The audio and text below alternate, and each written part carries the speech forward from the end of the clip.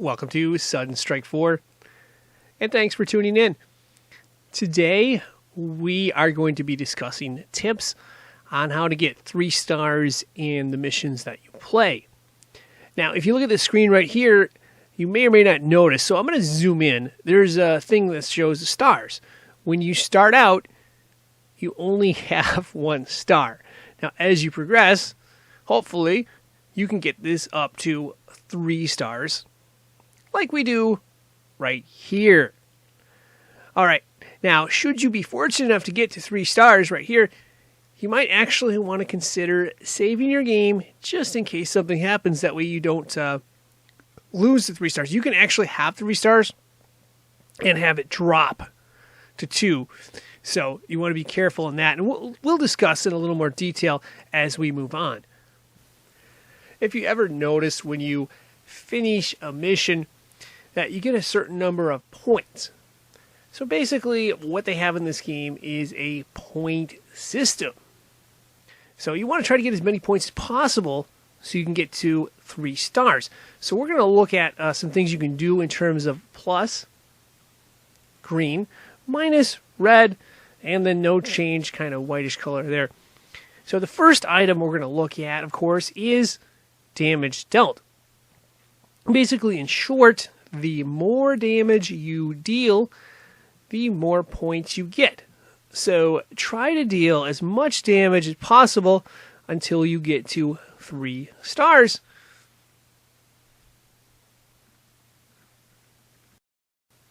The next item in the point system is referred to as a minus or red.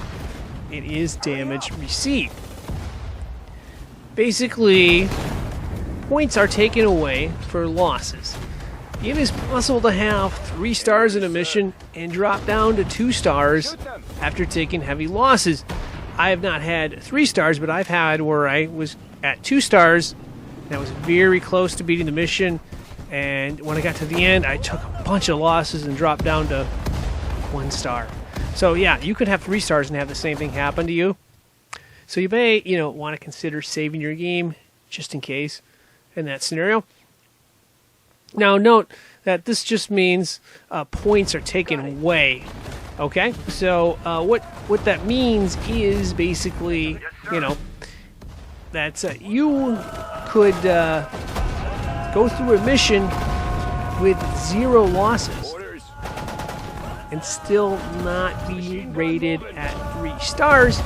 Because, remember, our scoring system, so to speak here, is in terms of damage dealt is a plus, damage received is a minus. So, if you don't basically deal out a lot of damage, you're not going to get a lot of points. Now, you may not lose points because you didn't receive a lot of damage, but you're not getting a lot of points because you're not dealing out any damage.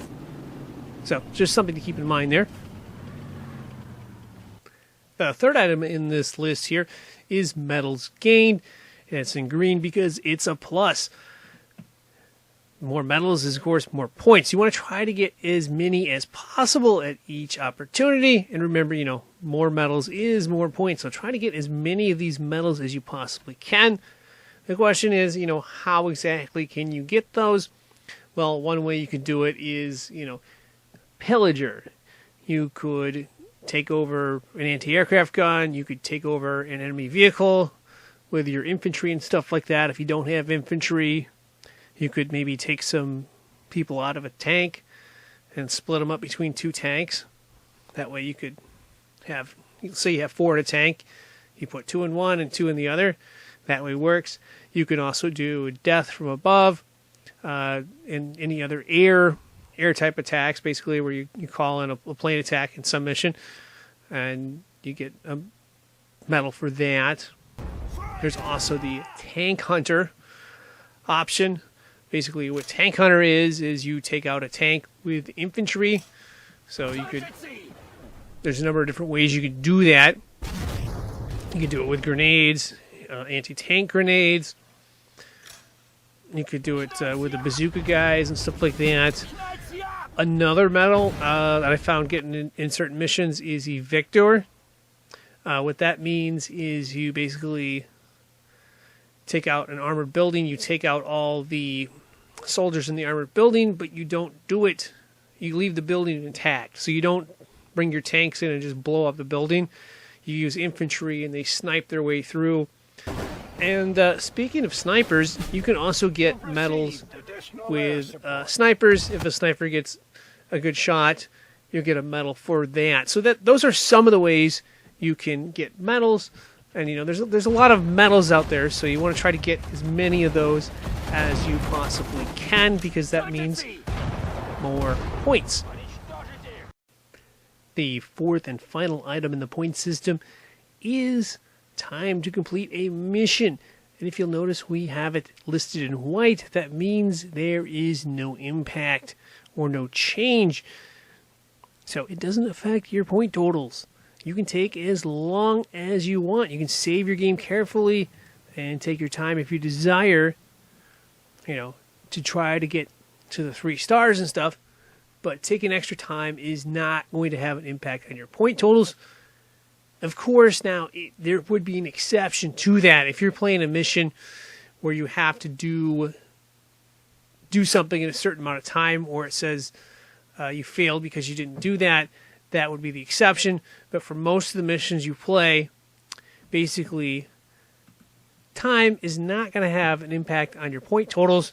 So, for example, if I'm playing in the German mission and I'm going through Stalingrad and it's taken me forever, but I'm gaining lots of medals, I'm dealing a lot of damage, I may receive some damage too, but, I'm gaining lots of medals, taking extra time to do it, saving the game.